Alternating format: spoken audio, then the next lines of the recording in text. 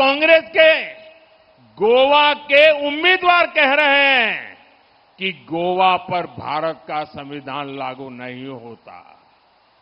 वो साफ साफ कह रहे हैं कि गोवा पर देश का संविधान थोपा गया और उन्होंने ये बातें कांग्रेस के साहबजादे को बताई है।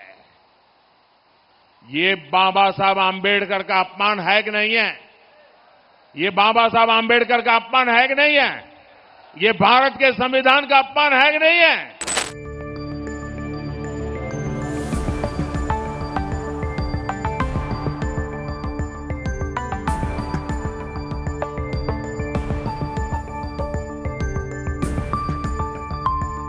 गोवा के कांग्रेस के उम्मीदवार विरेटो फर्नांडिस इसने कल एक संविधान के ऊपर स्टेटमेंट किया। कहा कि गोवा मुक्त होने के बाद भारत का संविधान गोवा के लोगों के ऊपर थोपा दिया गया। मैं इसका खंडन करता हूं। ये तो भारत देश का अपमान है, संविधान का अपमान है, लोगों का अपमान है, फ्रीडम फाइटर्स का अपमान है। एक तो पहले 14 साल लेट गोवा को लिबरेशन मिला, इसकी जिम्मेदार कांग्रेस है। मैं पहले भी कह चुका हूं और अब भी फिर एक बार कह रहा हूं कि 14 ईयर्स डिले होने का कारण कौन है? तो कांग्रेस है। और 14 साल डिले होने के बाद भी गोवा के लोग जब लिबरेट हुए और भारतीय संविधान यहाँ लागू किया गया, गोवा प्रदेश भारत में शामिल हो गया, तो गोवा के लोग और जो देश भर से जो फ्रीडम फाइटर्स यहाँ गोवा मुक्ति करने के लिए आए थे, जो शहीद हो गए, गोवा के लोग यानी उनको चाहिए था कि गोवा भारत देश में शामिल होने का, वो बहुत खुश हो गए हैं। लेकिन आज 60 साल के बाद भी ये कांग्रेस मेंटेलिटी है, ये कह रही है कि ये भारतीय संविधान गोवा के लोगों के ऊपर थोपा दिया गया है।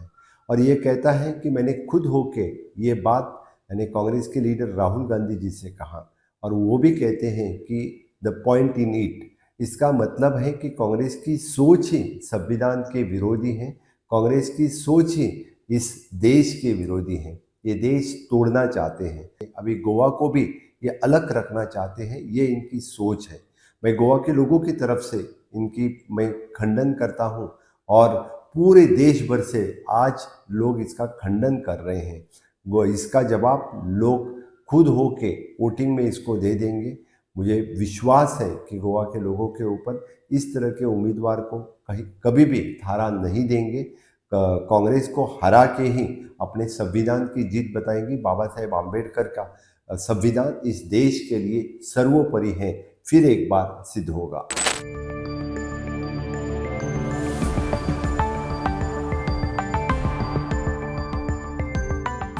कांग्रेस ने अब एक और बड़ा खेल शुरू कर दिया है।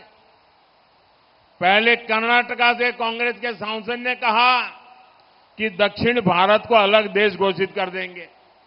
अब कांग्रेस के गोवा के उम्मीदवार कह रहे हैं कि गोवा पर भारत का संविधान लागू नहीं होता। वो साफ साफ कह रहे हैं कि गोवा पर देश का संविधान थोपा गया और उन्होंने ये बातें कांग्रेस के साहबजादे को बताई है। ये बाबा साहब आंबेडकर का अपमान है कि नहीं है? ये बाबा साहब आंबेडकर का अपमान है कि नहीं है? ये भारत के संविधान का अपमान है कि नहीं है? ये भारत के संविधान के साथ छेड़छाड़ है कि नहीं है?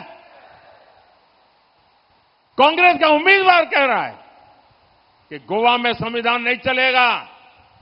ये जम्मू कश्मीर के लोग भी कहा करते थे, आपने मोदी को आशीर्वाद दिया, आज उनकी बोलती बंद हो गई और देश का संविधान वहां चल रहा है। बाबा साहब आंबेडकर का संविधान जो जम्मू कश्मीर में नहीं चलता था, वो भी लागू हो गया।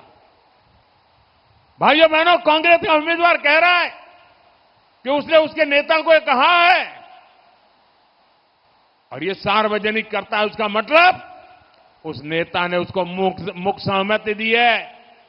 ये सोची समझी चाल है देश को तोड़ने की। कांग्रेस को देश के एक बड़े हिस्से ने नकार दिया है, इसलिए वो देश में ही ऐसे टापू बनाना चाहती है।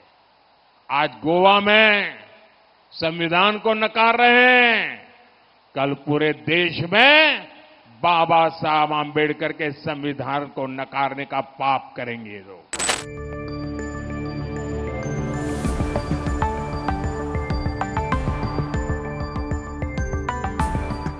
I have just been given to understand that the Honorable Prime Minister of India, Shri Narendra Modi, has taken cognizance of my speech yesterday during my campaign trail in South Goa constituency, in which he, like the Chief Minister of Goa, has twisted and turned certain portions of my speech and misinterpreted. And today he has made a mention of that during his speech in Chhattisgarh. I want to tell the Pradhan Mantri that what about all the other issues that we have been asking the BJP? All the issues that you have promised the people of Goa, be it unemployment, be it coal hub, be it the 3 linear projects by which you are turning Goa into a coal hub for the benefit of your crony capitalist friends.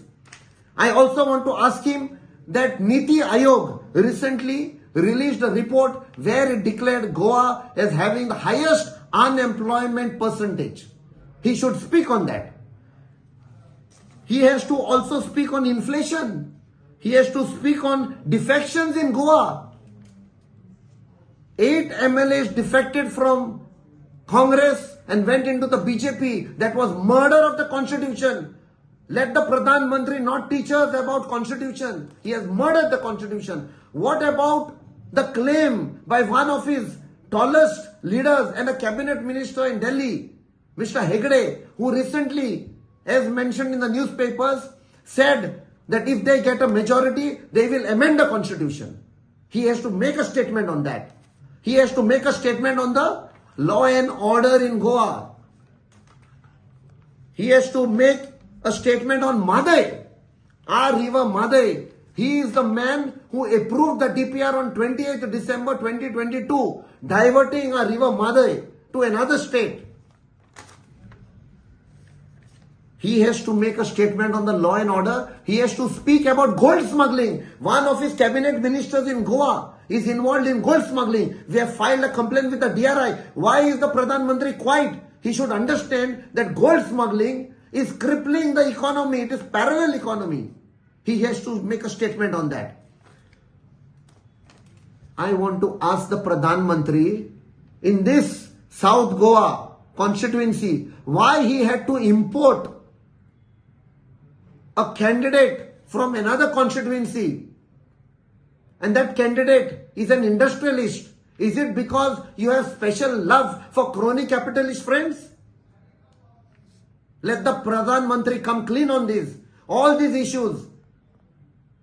I am ready for an open debate with the Pradhan Mantri when he comes to Goa. Pradhan Mantri can choose the date, time and place. I will be there. If need be, I will play the video of my speech which I made yesterday, which the Pradhan Mantri is conveniently trying to twist and turn. He can keep interpreters. He can keep an army of his advisors. I will spit on the opposite side, Prime Minister and his army on the other side.